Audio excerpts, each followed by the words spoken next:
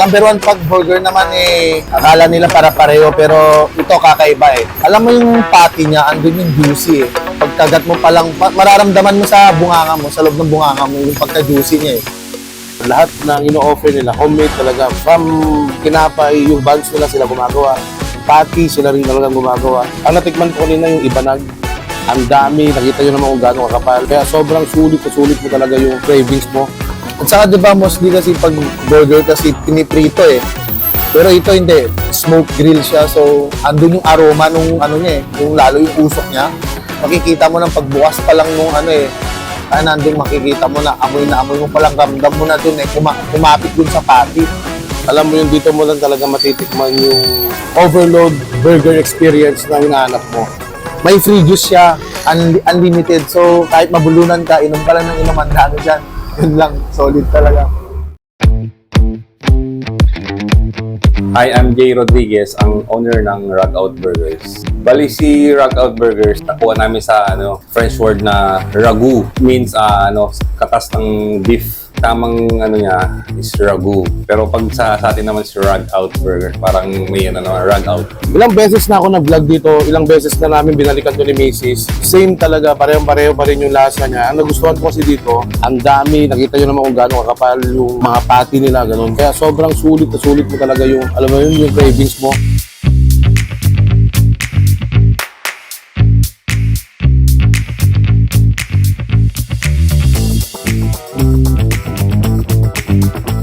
Si Rugout ko pala ang in-offer namin dito ay burger with fries na po and drinks sa mga dine-in. Sa mga take-out po, in-offer namin ng burger and fries.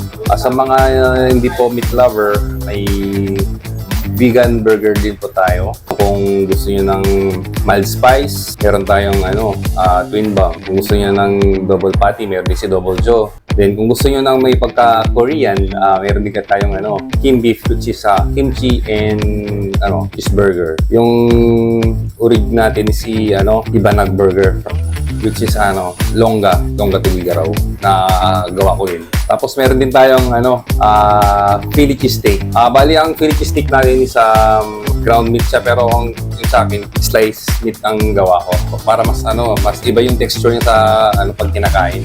Then meron din tayong taco.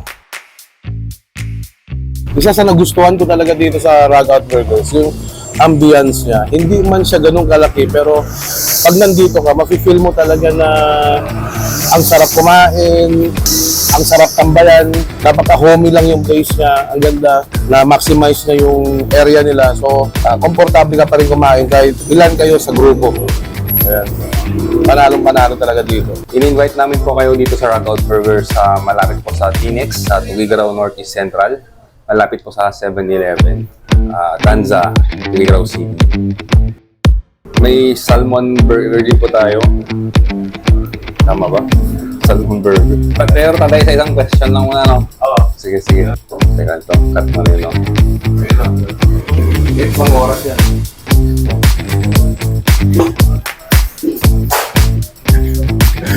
Wala akong may isip.